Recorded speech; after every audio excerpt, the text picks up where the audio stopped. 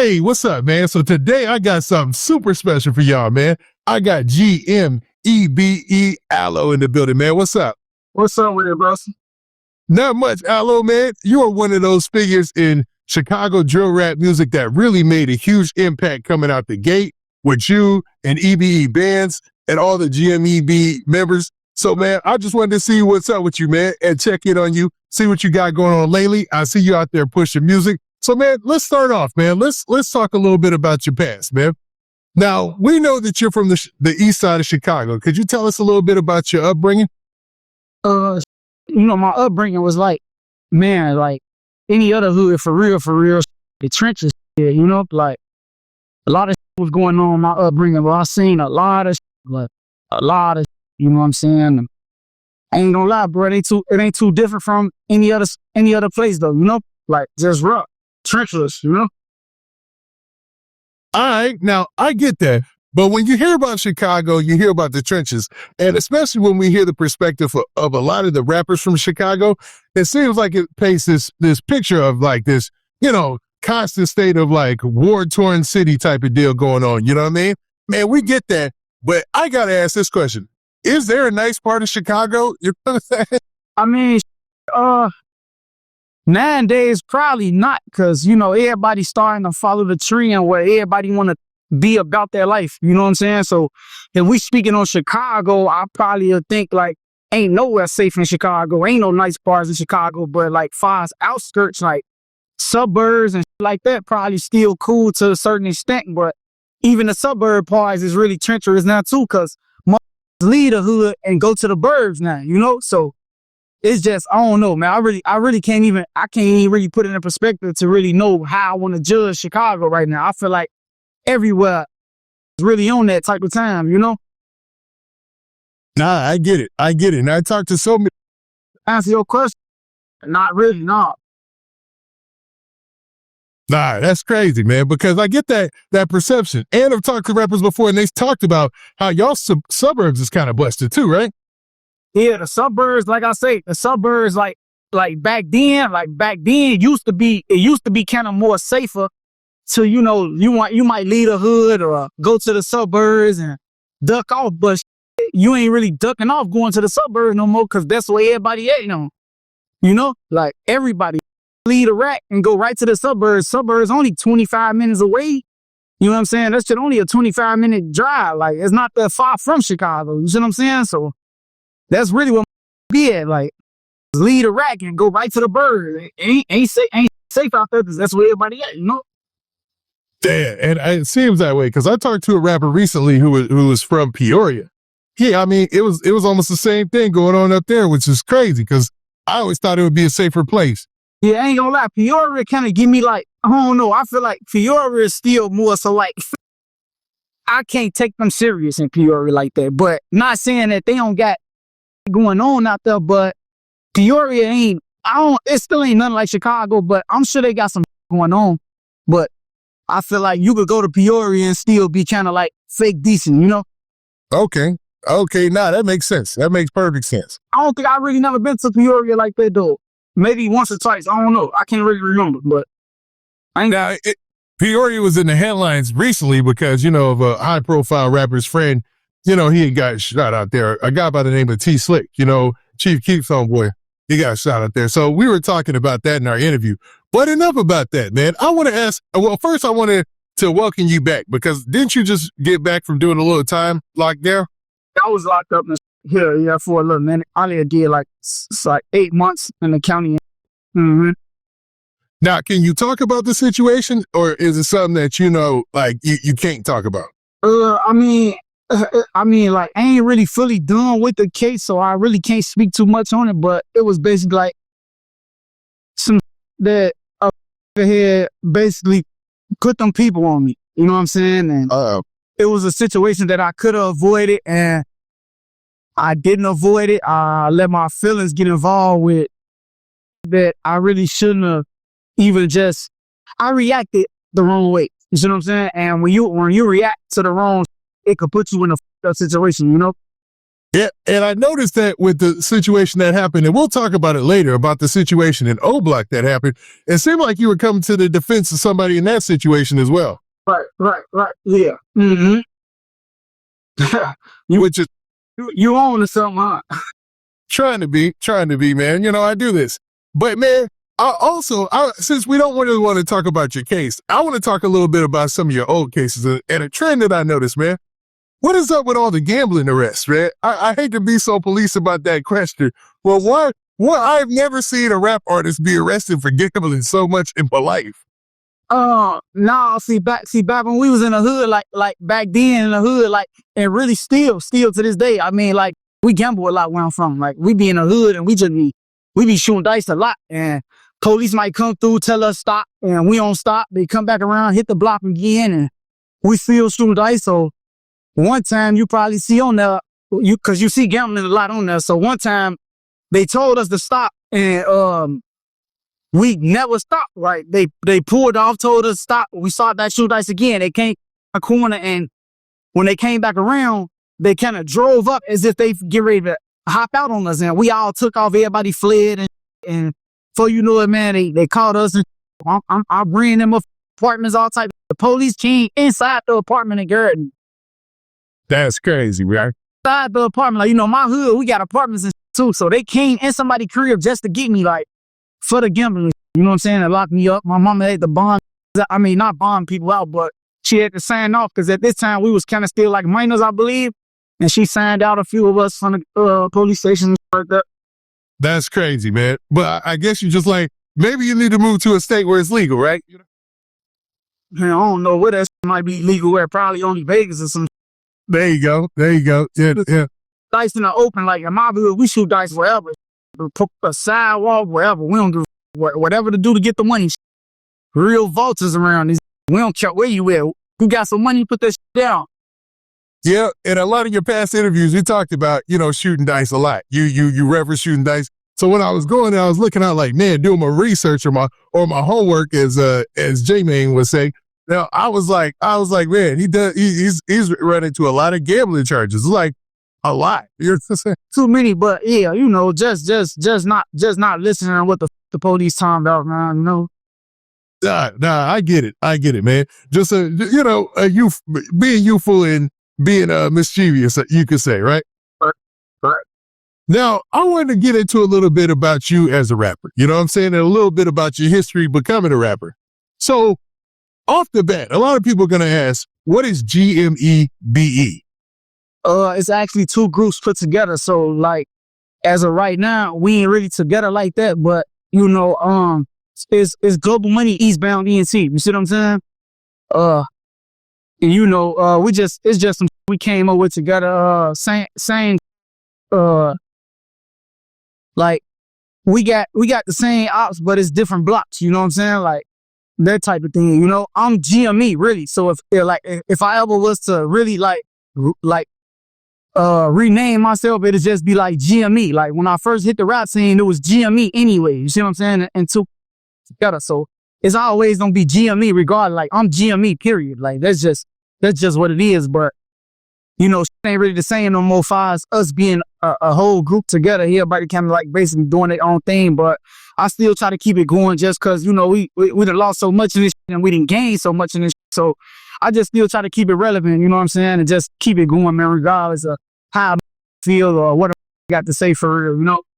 Nah, I get that. And what's crazy about it is, you know, when you look at the name, it's a mouthful because, pause, but a lot of the names are three letters, you know? So it makes sense that originally you were GME Allo and you would be GME Allo, but combined with, I guess, with the EBE, you guys just combined it together. So it's GMEBE. So, and then a lot of people went on to carry that mantra, you know what I mean? On their name. And one of them we're going to get to later, who's, you know, deceased. And we'll talk more about that in another segment. But when it comes to GMEBE, what's the status of it now? Man, the status of it right now is like a dead issue. You know what I'm saying? We ain't really with each other like that, you know? But I mean, you see that some of the guys that be around each other like that. But I mean, far as me personally, I'm just moving how I move when it comes to me. Like, if ain't with me, I ain't with them. Only no who you seen me with, what rapper you seen me on the song with. All right, if you don't see me with them niggas right now, then that's just what it is right now. It's a dead issue right now. I mean, certain, I mean, shit, we probably could, I don't know, nip in the bud or whatever the case may be. But as of right now, I ain't really fucking with niggas like that right now. You know, I'm on my own type of shit right now. You know, I'm a grown man, bro. I got kids and shit. I ain't think about this no more, bro.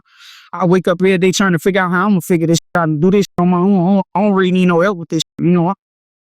I'm 10 told by myself. It don't matter when I'm at or whenever run into me, I'll be on that same type of time alone. You know? Nah, I get it. And we can kind of see that as people who have been following drill rap since its inception and really seeing you guys throughout the years. Everybody's going their separate ways, different, you know, on their different paths or whatnot. But what I also got to delve into this a little bit, man. Now, GMEBE is closely related to Black Stones. So what exactly is the relationship between Black Stones and Titanic Stones? I mean, the relationship is real close. You know, bro, they just Titanic songs and, you know, we Black Stones on my block where I'm from, like, you know what I'm saying? I'm from 87, Burley, you know what I'm saying? And the Titanics, they on 79th, South Shore, you know what I'm saying? So, we really all is one, you know what I'm saying? But at the same time, you know, the Titanic tees, they be on their own type of, and in my hood, we be on our own type of, you know what I'm saying? Like, so with that being said, you know, it's just like the Stones, it don't really hold no weight because at the end of the day, I'm from where they from and I'm from where I'm from. So it's just how it is, bro, you know? Nah, I get it. Now, what about Roadblock? What and where is Roadblock? Roadblock is 87. That's my hood. That's where I'm from. You know, Ro, that's my homie. That's my best friend. You know what I'm saying? That's who introduced me to this music. You know what I'm saying? He the whole reason why I even rap. You know, Ro, he GME. So like I say, GME and EBE, that's two different things. You see what I'm saying? At the end of the day, it's two different things. Let's not get that twisted. It's two different things for sure. So, but yeah, Roadblock, you know, that's my hood. It's where I'm from. All right, so that leads kind of into my next question. How did you start rapping? My homie Ro, he introduced me to this music. Like I ain't never think I could do this. You know what I'm saying? And he was always like pushing me to go hard with this and telling me like I could do it. You know what I'm saying? Like he'll just make me spit some shit, like out the blue. Just we'll be anywhere. We could be in the hood walking, whatever. He'd be like, man, spit some shit. Let me hear some shit right quick. I'm like, man, I ain't on that. He like, man, spit some shit. Let me hear some shit, you know? And I just got better and better. And when he died, it was like we was just really getting in mold with the music. Like right before he died, I was really just starting to feel myself and catch my real sound, you know what I'm saying? And starting to really catch that wave. And he died on me. Yeah. I just kept it going and got better and better, perfecting my craft, you know? Now, could you talk about the circumstances that led to or what happened around Ro losing his life? I mean, yeah, came through that, you know, did some snake, you know what I'm saying? He killed them. And that kind of like changed everything. That changed the hood. That changed a lot of my, yeah, that had a big effect on where I'm from. You see what I'm saying? Big effect on me. On niggas who you used to see me with or niggas who you still might see me with, you know? Now, that's crazy because coast to coast, that story seems the same. It's always one guy, maybe one of the coolest people in the crew or something that gets shot and killed or something happens. And then that just kind of shifts the whole attitude and mindset of everybody in that block, that hood. It goes from being as much fun to more into the streets and more serious about being in the streets, it seems like. Man, that's turned us up, bro. Like, that's turned my hood up. Like, I feel like when he died, like, that's the whole reason why we even popping, bro. That whole reason why you even know who the fuck we is, or how the world even know who the fuck we is because of him. Him specifically, you know, that turned us up. Like, that turned us up all the way. Like, just started going hard. Like, just started going crazy. Like, for real.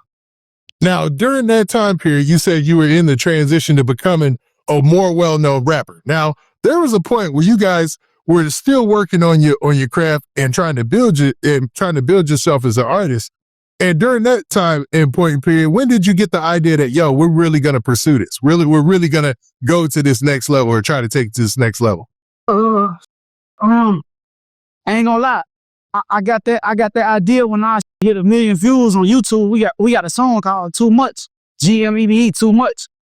That shit hit 1 million views when we was in the trenches, and I looked at I'm just on my phone.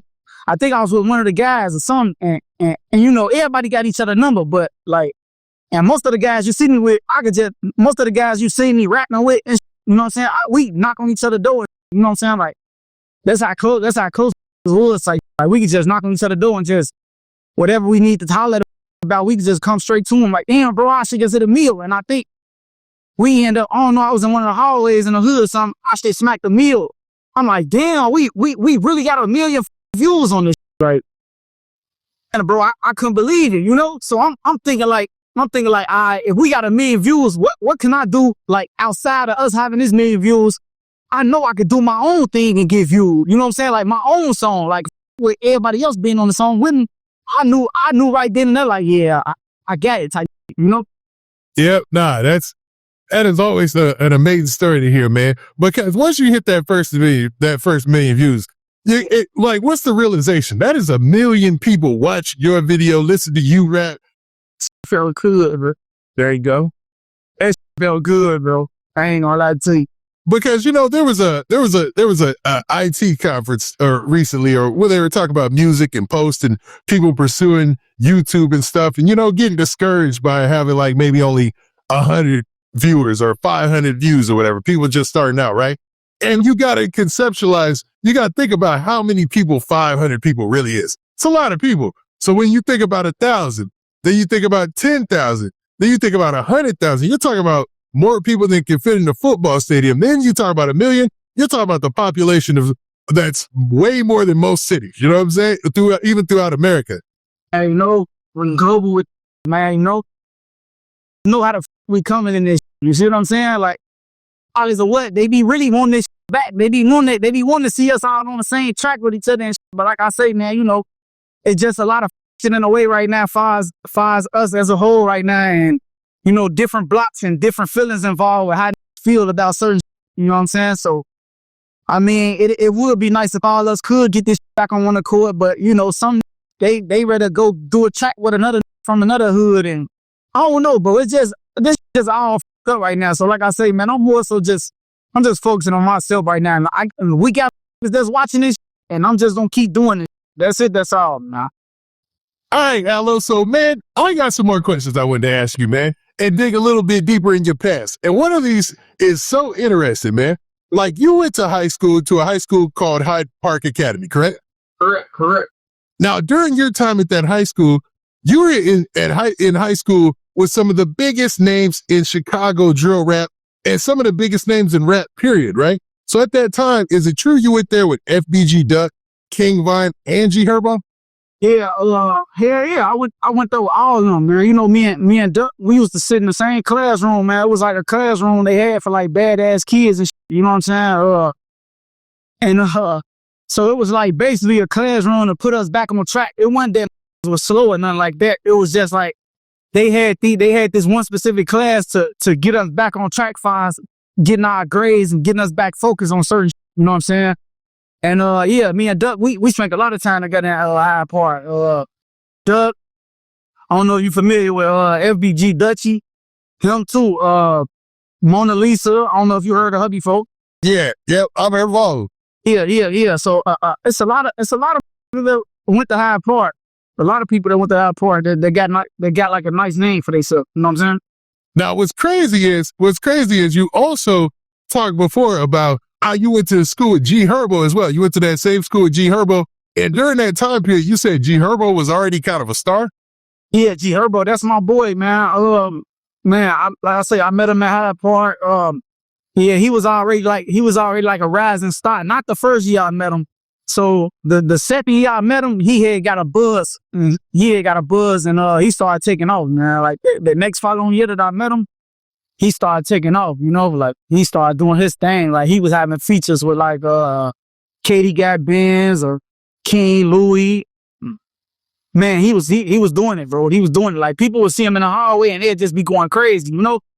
And I was rapping too at the time, but I just wasn't big as him, you know? Like, you know, I had a few people that'll know who I am, like, and they'll see me like, oh yeah, I be seeing you on YouTube, I be seeing you rapping, but it wasn't like the reaction he was getting. Like, he had females in the hallway, like, going crazy. Like, but you know, I took it all as motivation though, you know what I'm saying? I took it all as motivation, you know what I'm saying? Like I say, Duck, I met him before the fame too, like, before he was like big or whatever, you know, he was doing the little beats on with Keith back and forth and stuff like that. So yeah, I was around that time too. Now, what grade are we talking about here? We talking like ninth grade, freshman year when I met Duck, and then I met G Herbo the next following year. Cause I think that's her grade under them. He a grade under than me. So I was in Hyde Park before he even became a student at Hyde Park. But yeah, as far as me and Duck, we met each other in ninth grade, freshman year of high school. And King Von was I don't even believe that King Von, he wasn't at the time, he wasn't O Block at the time. I think he was like Kilowatt.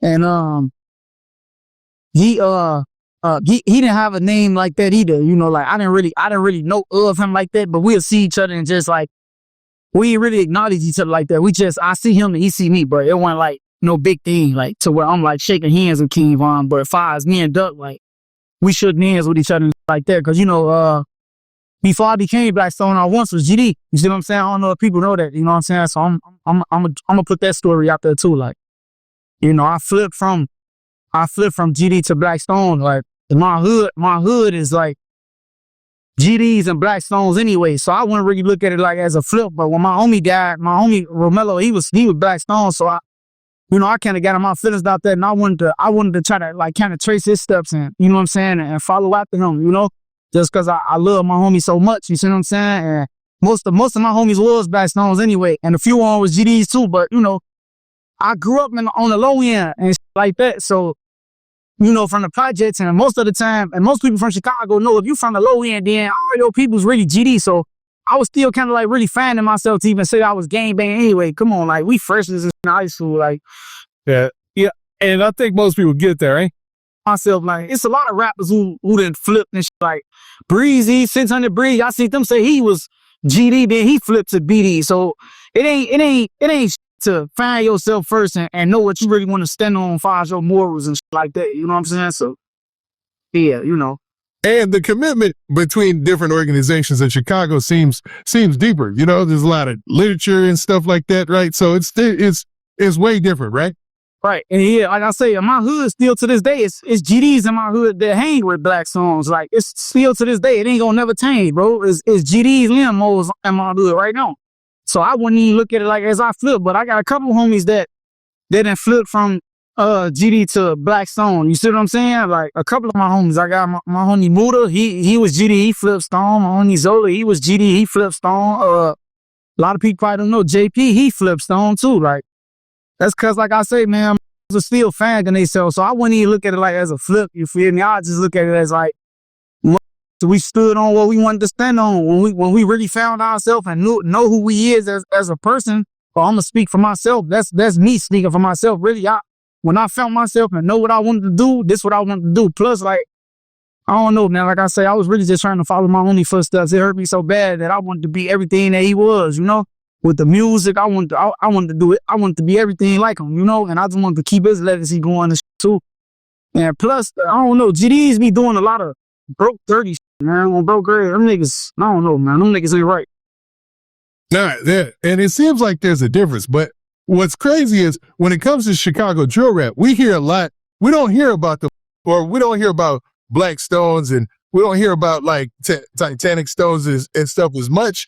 Like at first, like I didn't know. Like a lot of people always assume either BD or GD. And you gotta tune in more to Chicago, man. This GD BD shit, man. I'm Black Stone, man, from over east, man. I don't know what the fuck going on. That's why we gotta put on like me, I'm putting on for this Black Stone shit, you know? And we being toured with Moles too, so it's like all this shit really don't mean nothing. Like this game ain't really played out though, but you know, I just want to put my story out there a little bit, you know what I'm saying? And just feel in. It might be a nigga in a cut like, oh yeah, bro used to be bro used to be GD. He on them talking like he Black Stone. Bitch, I can tell this shit myself. You see what I'm saying? But I had shit up GD with FBG Duck before. You know what I'm saying? I just like whoever was GD around the time in my era where I was still claiming GD. It's a lot of that know who I was or know who I am. But now here's a question though. You said that your interactions with King Von were light, and you barely talked to him. But you said that he was, and we've heard this before. You believe at the time he was Killer Ward. Look, I know that for a fact because he hung with some Killer Ward who I knew that was in school, and you know Killer Ward they got their own crowd. So like when you in high school, everybody got their own crowds and shit. Like King Von, he not just finna be hanging with anybody. He gonna hang with who he feels safe with, you know. And he always is with that Killer Ward crowd. So I knew for a fact he was Killer Ward because one of my homies named Money, he died and shit. He from Killer Ward. YKE and Money and shit. People who watching this interview, they might know who he is. But yeah, he used to be with him. I used to see him with him a lot. And bro from Killer Ward for sure. You know what I'm saying? 78 Killer Ward. It's two different Killer Wards, but bro from 78 Killer Ward for sure. Yeah, Von definitely used to be with that type of crowd. You know what I'm saying? Now that's mostly a GD hood, right? Basically, yeah. Yeah. So that's interesting because when Von became a rapper, he was like super duper GDK. Like yeah, which, and that's what I'm saying. Like me, I'm GDK, but I don't want to say I'm GDK because I still got my people from the low end. Or my people that's from the low end, like 757. A lot of them, they GDs down there, and a lot of them still my homies and shit. You know what I'm saying? We sandbox homies. I just like I say, this stone, this some over east. You know, like when I jumped off the porch, I jumped off the porch over east. You see what I'm saying? On the low end, while I jumped off the porch. When I was claiming GD, I wasn't even really fully out the porch, and I was still kind of like, you know, fanning myself. You see what I'm saying? So I could say I could really say I jumped off the porch over east, man. You know? It makes sense. And a lot of these niggas also, I want to speak on like how other be saying like J Mane, like J Mane, he say he BD, but at the end of the day, J Mane really he GD. Look at him like he GD because of where he from. They talk all this insane BD, man. That's stupid to say. Yo, you might as well just be GD. Like everybody gonna look at you like you GD because of who you be with. You be with 63rd. Them is GDs, bro. You might as well just say you GD, basically. But even Jaro, it is understood that some certain place is BDs, but it's just how niggas carry themselves. Like, I don't think the world even look at Jaro City as a BD type of place. They look at Jaro City like they GDs, you know? And it's just me speaking faster. Like I say, I'm in tune with this shit, bro. Like, I went to our part. I know everything. I know the whole outline, the O Block, Styro, all this shit. I've been around all this shit, bro.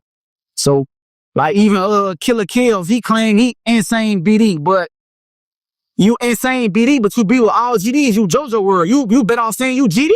Like, you see what I'm saying? Like, I don't know, bro. A lot of this just be weird to me and crazy. Not saying that I'm against what they is or whatever, but I just feel like if you're going to be insane BD, you might as well just be GD because that's who you be with.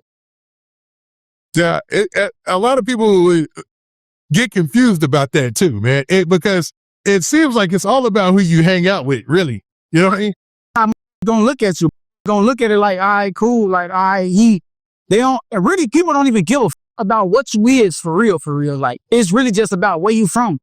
Cause like even No Limit, I believe No Limit hood, like G Herbo and them hood, they got GDs and shit. Like they got GDs, songs, all type of shit be with them, but they EBK, so they drop everything. So, you know, I don't know, bro. It's really just about what hood you claim, man, you know?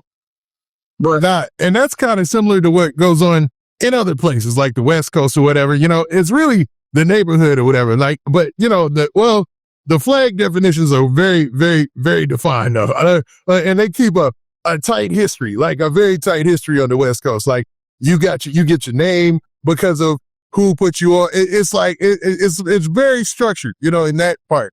Yeah, but like when I became what I became, man, I stood on everything. Like, can't nobody say they ran into me and I was false claiming something or I false anything. When I got locked up in the county or whenever any one of my charges ran into me, I'm Black Stone. I ain't never false claimed Ain't no nigga never did shit to me to make me do anything. Every decision I made was on my own. Ain't nobody had to jump me in no gang or no weird shit like that. I always been my own boss, man. I make my own decisions. Ain't nobody make me do anything. This is a decision that Allo made. You know what I'm saying? Like, so ain't nobody running shit. Ain't nobody forced me to do anything or none of that shit, bro. So. And I was saying that to say it's more common than people put out there. You know, it's like, and you being so forthcoming with it shows a lot, man. It shows a lot. You know what I mean?